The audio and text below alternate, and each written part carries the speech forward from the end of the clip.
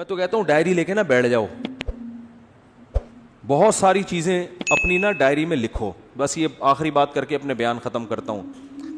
Diary لو, بیٹھ جاؤ, بولو میں نے دنیا میں کیا کیا کرنا ہے. یا ایسے ہی پہلے تو یہ تھوڑی دیر سوچو بیٹھ کے. اچھا یہ ایسے بیٹھو کہ کوئی پاس میں موجود نہ ہو. کنوارے لوگوں کے لیے تو بہت ہی آسان ہے یہ, شادی شدہ لوگوں کے لیے تھوڑا سا مشکل ہوگا, کیونکہ جب آپ بیٹھو گے نا ڈائری لے کر بیگم نہیں بیٹھنے نہیں دے گی. وہ کہے گی کیا ہو گیا, کیا کر رہے ہو, کیوں اکیلے, خیریت, بجھے سے لگ رہے ہو آج آپ, ٹھیک ہے نا. تو بیگم کو بھی ڈائری دے کے دوسرے کمرے میں بٹھا دو, بیگم تم بھی اپنا ایک ویژن بناؤ, میں نے دنیا میں کرنا کیا ہے.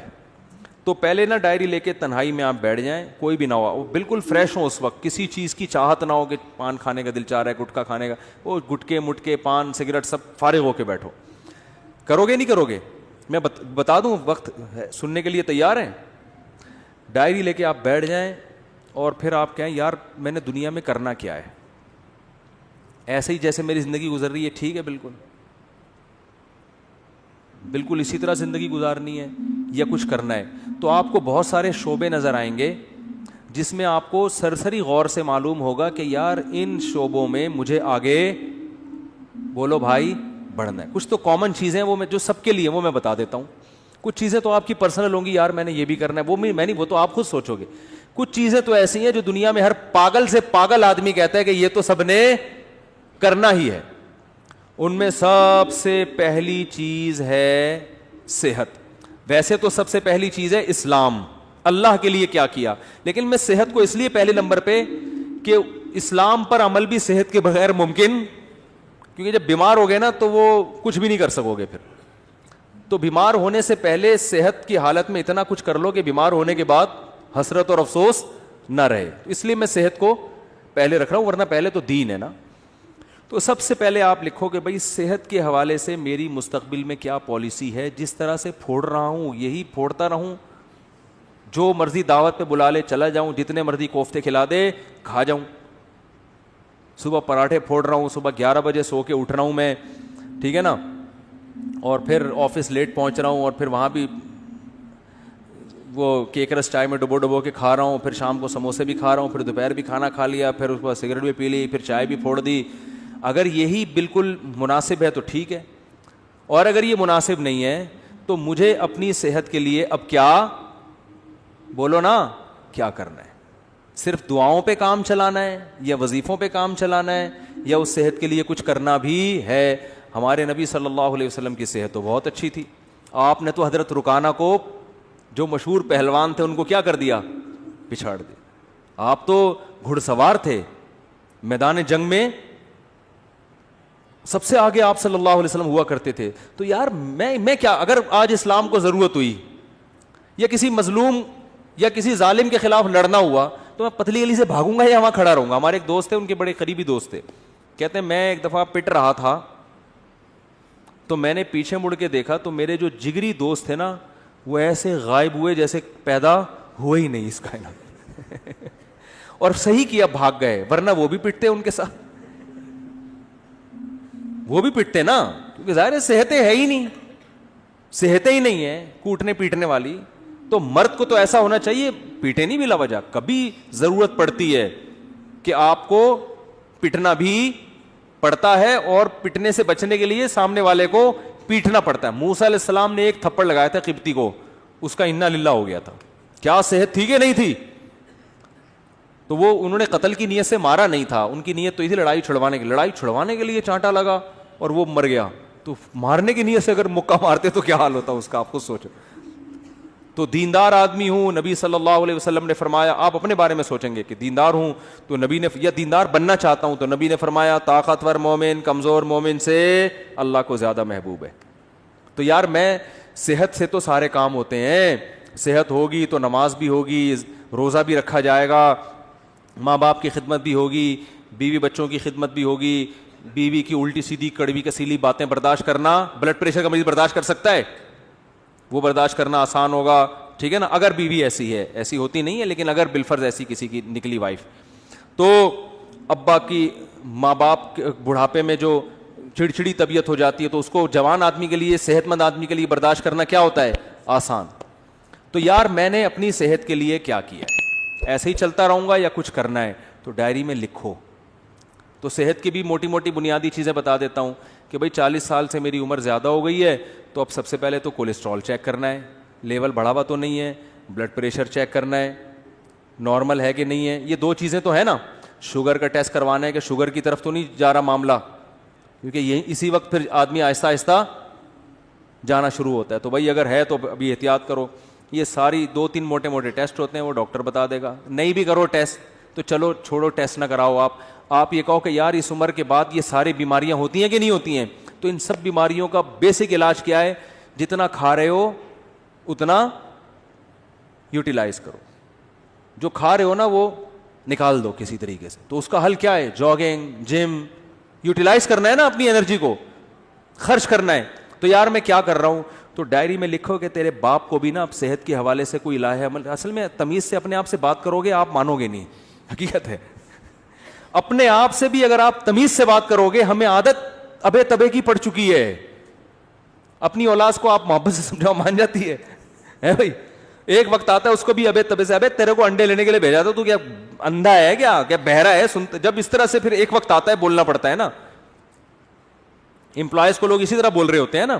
تو آپ نے اپنے آپ سے ابے تبے سے بات کرنی ہے کہ بھائی تو ایسے ہی چلتا رہے گا یا انسان کا بچہ بننے کا تیرا پروگرام ہے کہ نہیں. تو بننے کا پروگرام ہے تو آج سے تھوڑا خوراک کا شیڈول کیا کرنا ہے, ایکسرسائز کرنی ہے, صبح اٹھ کے جاگنگ کرنی ہے, کبھی کبھار جم بھی جانا ہے, اور رات کو جلدی سونا ہے. رات کو دیر سے سونے والوں کو شوگر بہت جلدی حملہ کرتی ہے, ڈپریشن میں جاتے ہیں. رات کو جلدی سونے کا کیا, یہ جو ہے نا عشاء کی نماز کے بعد موبائل اب بند, یہ لاک کر کے لاکر میں رکھ دینا ہے اس کو. عشاء کے بعد موبائل ہاتھ میں نہیں آئے گا. وہ ہر ایک کی اپنی الگ ترتیب ہو سکتی ہے, میں تو مثالیں دے رہا ہوں. آپ عشاء نہیں تو 9 بجے کر لو, 10 بجے کر لو, 11 بجے کر لو, کوئی ٹائم تو یہ تو نہیں کہ ساری رات بیٹھا ہوا ہے موبائل پہ, تو پھر تو قبر میں لے جائے گا یہ موبائل تھوڑے دنوں میں. آنکھیں الگ خراب ہوں گی, دماغ الگ خراب ہوگا, اس کی ریس سے جو کچھ ہو رہا ہے سب کو پتا ہے کیا ہو رہا ہے. تو سوچنا ہے میرے بھائی, سوچنا ہے. پھر آپ نے یہ سوچنا ہے کہ یار عبادت کے حوالے سے کیا کرنا ہے. نماز, اپنے آپ کو نمازی بنانا ہی ہے, بنانا بھی ہے کہ صرف بیانات ہی سنتے رہنا ہے ساری زندگی. اب کچھ عمل بھی کرنا ہے کہ نہیں کرنا. تو اسلام میں سب سے پہلے کیا ہے, بولو نا بھائی, نماز ہے.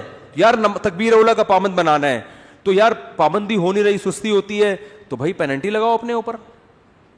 لکھو کہ ایک نماز ضائع ہو گئی تو اتنے روپے صدقہ کروں گا. پینلٹی لگاؤ اپنے اوپر. کچھ تو ہلو تو ٹھیک ہے نا, کچھ تو کرو بھائی. ایسے ہی تھوڑی چلنا ہے کہ یار پینلٹی لگاؤں گا, فجر قضا ہو گئی تو اتنے روپے صدقہ کروں گا, ظہر قضا ہو گئی تو اتنے روپے. اس طرح آہستہ آہستہ پھر جو ہے نماز کے علاوہ پھر کوئی کسی میں کوئی اخلاقی برائی ہے خدا نخواستہ, کوئی بد نظری کی عادت ہے, یہ کوئی اور برائی ہے, تو یار یہ برائی چھوڑنی ہے. سگریٹ کی عادت ہے, گٹکے کی عادت ہے, ابے کیا ساری زندگی سگریٹ پیتا رہے گا؟ دیکھا نہیں ہے ہر ڈبے پہ لکھا ہوتا ہے خبردار سگریٹ نوشی صحت کے لیے مضر ہے. ہر ڈبے پہ لکھا ہوتا ہے. تو کیا اندھا ہے, تجھے نظر نہیں آ رہی ہے؟ نہیں بھائی, نفس کہے گا یار میں نہیں چھوڑ سکتا, یار میں تو ایک دن نہ ملے میرے تو پاگل ہو جاتا ہوں. تو یار کسی ڈاکٹر سے رابطہ کرتے ہیں کہ ڈاکٹر صاحب میں سگریٹ چھوڑنا چاہتا ہوں, کوئی حل ہے, کوئی آسان طریقہ ہے, کسی سے مشورہ کروں, کوئی گائیڈنس لوں.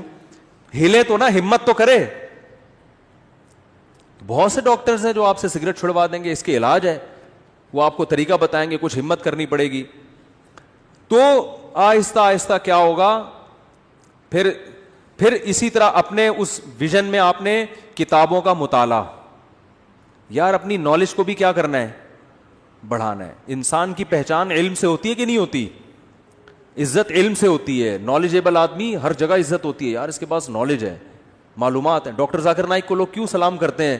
نالج ہے یار, حوالے ہیں. کوئی ہسٹری میں ماہر ہوتا ہے, کوئی قرآن و سنت میں ماہر ہوتا ہے, کوئی میڈیکل سائنس میں ماہر ہوتا ہے. تو بھائی اب ڈاکٹر تو ظاہر ہے جو بننا تھا وہ بن گیا. اب آپ نے کچھ کامن نالج ہے جو سب کو سیکھنا ضروری ہے. ہسٹری کے بارے میں سب کو معلومات ہونی چاہیے کہ نہیں ہونی چاہیے؟ تو یار چلو اسلامک ہسٹری پہ کتابیں پڑھنی ہے. سب سے پہلے سیرت ہے اس میں, تو آپ نے کیا کرنی ہے, کتابوں کی لسٹ بنا لینی ہے. یہ کتابیں میں نے اپنی زندگی میں 2 سال کے اندر بولو بھائی مکمل کرنی ہے. اور شروع کہاں سے کرنا ہے؟ سیرت سے. یار مفتی صاحب سے مشورہ لینا ہے کہ سیرت پر سب سے بہتر کتاب کون سی ہے. جب سیرت کی کتاب ختم ہو جائے گی تو پھر اسلامی تاریخ پڑھوں گا, ٹھیک ہے نا, پوری جب تک تاریخ ختم نہیں ہوتی چین سے نہیں بیٹھوں گا, کچھ نہ کچھ تو اپنا شیڈول دیکھنا ہے یا بھائی کہ کتنے کتاب کے صفحے روزانہ میں نے مطالعہ کرنے ہیں. سیرت کی کتاب خرید کے لے آئے, بھائی روزانہ ٹائم نکال کے اس کے 10 صفحے تو پڑھنے ہی پڑھنے ہیں, تو کچھ تو 10 نہیں تو 5 پڑھنے ہیں. پھر قرآن کی تلاوت, قرآن پورے سال گزر جاتا ہے, قرآن اٹھانے کی توفیق نہیں ملتی. روزانہ بھائی ایک پارہ تلاوت کرنا ہے, آدھا کرنا ہے. تو میں نہیں کہہ رہا کہ ایک ہی دن میں آپ بہت بڑے ولی اللہ بن جاؤ گے اور آپ ڈائری لے کے بیٹھے اور آپ کی میں انقلاب آ گیا اور آپ اگلے دن سے مطالعہ شروع ہو گیا اور صحت ہٹو بچوں, کولیسٹرول لیول ایک دم, پیٹ ویٹ توند الگ, بالکل فٹنس, اور ایسی کمر ایسی پتلی ہو گئی کہ CID والے بھی تلاش کر رہے ہیں تو ان کو کمر نظر نہیں آ رہی. ایک دن میں نہیں ہو جائے گا, لیکن جب اس طرح سے بیٹھنا سیکھو گے نا تو 1 دن 2 دن 3 4 دن تو صرف خواری کے علاوہ کچھ بھی حاصل نہیں ہوگا. ڈائری ڈھونڈنے میں ہی 1 دن تو گزر جائے گا, ٹھیک ہے. دوسرا دن پین کہاں گیا اس میں گزرے گا. تیسرا دن وہ پین رگڑ کے دیکھنے چل ہی نہیں رہا کم بخت. چوتھے دن جا کے کہیں پین آئے گا. 5ویں دن کوئی جگہ ملے گی. 6ٹھے دن بیگم آپ کو اجازت دے دی کہ چلو اس کمرے میں بیٹھ جاؤ, ٹھیک ہے نا. اور پھر 7ویں دن, یہ 6ٹھے دن بیٹھ جاؤ گے, لیکن آپ سوچو گے یار مفتی صاحب نے کیا کہا تھا, کیا کرنا ہے. 7ویں دن جا کے تھوڑا بہت سمجھ میں آئے گا کہ چلو 2 چھوارے رات کو پانی میں بھگونے ہیں یا انجیر رات کو بھگونے, کم از کم پہلے قبض تو ختم کرو نا بھائی. ہو سکتا ہے قبض سے شروع ہو آپ کی صحت, یار میں تو 6 مہینے سے مجھے تو قضاء حاجت نہیں ہوئی ہے, تو پہلے قبض تو ختم کرو. اس کے لیے سنا ہے, کوئی نیٹ پہ سرچ کرتے ہیں یار, کوئی انجیر سنا ہے. ہو سکتا ہے 1 مہینے کے بعد 2 انجیر آپ کھاؤ رات کو, بس یہ امپروومنٹ ہو, لیکن کچھ تو ہوئی نا. ابے 1 سال 2 سال 3 سال 5 سال میں جا کے تو کچھ انسان کا بچہ بنے گا معذرت کے ساتھ. لیکن جو اسٹائل ہمارا ہے نا ابھی, اس میں 100 سال بھی گزر جائیں گے, اس میں کوئی انسان کا بچہ نہیں بنے گا. جہاں ہو وہیں کے وہیں رہو گے اور مر جاؤ گے تھوڑے دنوں میں. سب مریں گے لیکن کچھ کر کے نہیں, بغیر کیے مر جائیں گے. وہی ہوگا, ایک دن جنازہ اٹھائیں گے, مرحوم بہت اچھے تھے, بس پیٹ تھوڑا مرحوم کا نکل گیا تھا اور موت کی وجہ یہ بنی کہ اس دن تھوڑا سا پراٹھے زیادہ کھا لیے تھے حضرت نے, اور ڈاکٹر نے منع بھی کیا تھا, شوگر تھی, 6 لڈو کھائے تھے میرے سامنے. بس موت تو آنی ایک دن, اللہ تعالیٰ مغفرت فرمائے مرحوم کی. باقی بچوں کا کیا ہوگا, ان کے لیے کچھ بنایا نہیں, بچے تو رول رہے ہیں بیچارے, بد دعائیں دے رہے ہیں ابا کو, ابا پیدا ہی نہ کرتے, اچھا تھا کس حال میں چھوڑ کے گئے ہو, ٹھیک ہے نا. تو کچھ کرنا پڑے گا میرے بھائی. میں نے جو بات جہاں سے شروع کی تھی وہاں ختم کرتا ہوں کہ فطرت سے جب بغاوت کرو گے تو فطرت معاف بولو نہیں کرے گی.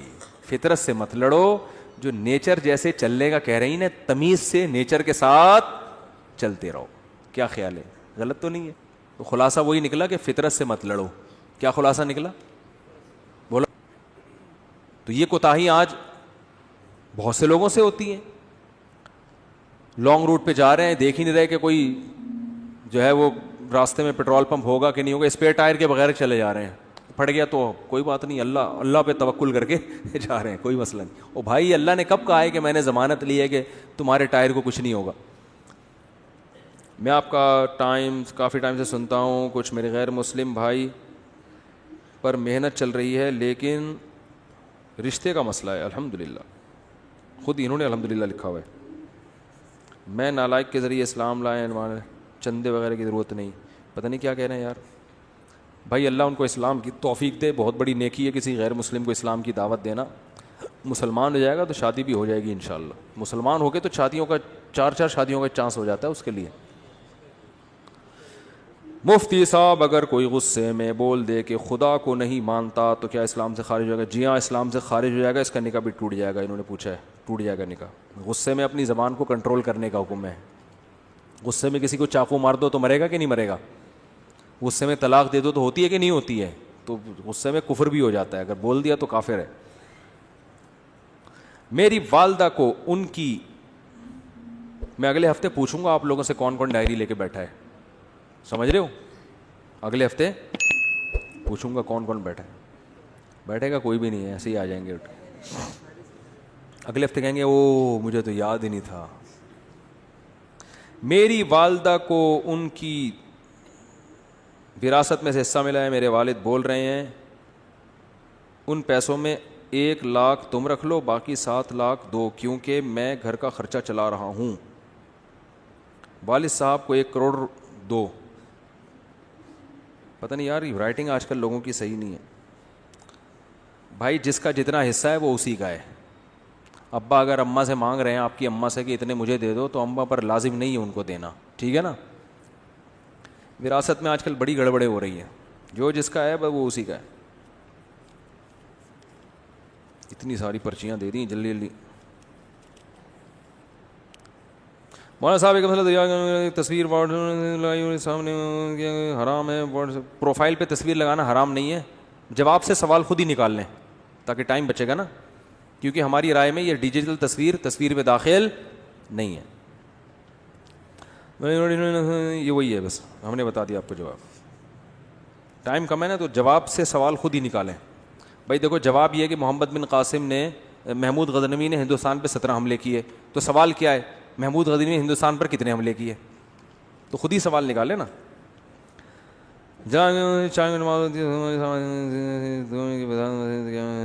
نئی مسجد میں دوسری جماعت ہماری رائے میں ٹھیک نہیں ہے. کمپنی میں نماز پڑھنا جائز ہے, ہاں کمپنی میں پڑھ سکتے ہیں. مفتی صاحب ہماری کمپنی میں ایک, ابے بھائی یہ فرقہ وارانہ سوال نہ پوچھا کرو یار. آج کل ایک مسئلہ بہت کچھ کر رہے ہیں, وہ یہ کہ داڑھی رکھنے والے کو لوگ مولوی سمجھتے ہیں, اور لوگ اس کے خلاف ایک بیان ریکارڈ, آپ اس کے خلاف ایک بیان ریکارڈ کروائیں کہ ہر داڑھی والا مولوی نہیں ہوتا, اور ان میں مثالوں کے ساتھ فرق واضح فرمائیں. یہ کوئی معاشرتی علوم کا پرچہ لگ رہا ہے مجھے. کہہ رہے ہیں ان میں مثالوں کے ساتھ فرق واضح فرمائیں. ہوتا ہے نا 3 سوال ہیں اور ایک کی ایک مثال لکھنی ہے, ایک مثال کے 5 نمبر ہیں اور سوال کے جواب کے 20 نمبر ہیں. یہ کہہ رہے ہیں کہ بھائی آج کل جب داڑھی رکھ لو تو لوگ کیا تانا دیتے ہیں کہ یہ مولوی بن گیا ہے. ان کو بتائیں, یہ مجھے کہہ رہے ہیں کہ ان کو بتائیں کہ ہر داڑھی والا مولوی نہیں ہوتا. میں آپ سے کہہ رہا ہوں کہ آپ یہ مولوی کے لفظ سے اتنا چڑ کیوں رہے ہو کہ آپ کو کوئی مولوی کہہ دے تو آپ کو غصہ آ جائے. بولے اللہ کا شکر ہے یار, ہم تو فری پھوکٹ میں ہم کو مولانا کہہ دیا آپ نے یار, حالانکہ ہم تو پڑھے لکھے بھی نہیں ہیں. دیکھو جس چیز کے برحق ہونے کا یقین ہو نا, اس پہ کبھی احساس کمتری کا شکار نہ ہو. میں اپنی بات آپ کو بتاؤں, مجھے مولوی پن سے اتنی اللہ معاف فرمائے احساس کمتری اور نفرت سی تھی, جو غلط تھا, کہ ہمارے اسکول میں 14 اگست پہ ایک پروگرام ہوا 5ویں کلاس میں. تو اس میں وہ پروگرام ہوتے ہیں نا, تو اس میں کسی کو فوجی بنایا, کسی کو کسان بنایا, کسی کو تاجر بنایا, وہ ملی نغمہ پیش ہوتا ہے. تو مجھے مولوی بنا دیا. میں نے کہا میں نہیں بنوں گا, کرتا شلوار اور ٹوپی. میں نے کہا نہیں میں نہیں بنوں گا, وہ میں نہیں بنا. لیکن پھر ایسا بنا کہ سچی مچی کا مولوی, سچی مچی کا مطلب جس کو لوگ مولوی کہتے ہیں, ایسا مولانا بن گیا. تو اس لیے کہ جب ہم نے ارادہ کیا, ہم نے کہا کشتیاں جلا دو یار, اب مولوی ٹھیک ہے جاؤ, تو کوئی شرمندگی والی بات. ہمارے حضرت مفتی رشید احمد صاحب کے پاس ایک اس میں PIA میں ایک بہت بڑے آفیسر اذان دیا کرتے تھے. حضرت کے پاس جب آتے نا تو وہ اذان وہی دیتے تھے. تو وہ PIA میں بہت بڑا عہدہ تھا. تو جب کوئی ان سے پوچھتا نا کہ آپ کیا ہیں, تو وہ یہ نہیں کہتے تھے میں PIA میں آفیسر ہوں, وہ کہتے تھے میں دارالافتاء والارشاد کی مسجد میں مؤذن ہوں. وہ کہتے تھے یار جس چیز پہ قیامت کے دن فخر کر سکتا ہوں نا, وہی چیز ابھی دنیا میں بھی بتاؤ. قیامت کے دن اللہ پوچھے گا کیا تھے, تو میں کہوں گا اللہ میں اذان دیا کرتا تھا, میں کیا تھا, مؤذن تھا. تو اب دنیا میں بھی اسی پہ. قیامت میں کہو گے کہ اللہ میں مؤذن تھا, اللہ کہے گا دنیا میں تو جب کوئی تجھ سے پوچھتا تھا تو اگر لوگ پوچھتے تھے بھی تو مؤذن ہے, ابے میں مؤذن نہیں ہوں, ہاں کبھی کبھار ویسے ہی اذان دے دیتا ہوں, مؤذن نہیں ہوں بھائی, میں کوئی مؤذن تھوڑی ہوں. تو احساس کمتری میں مت آیا کرو.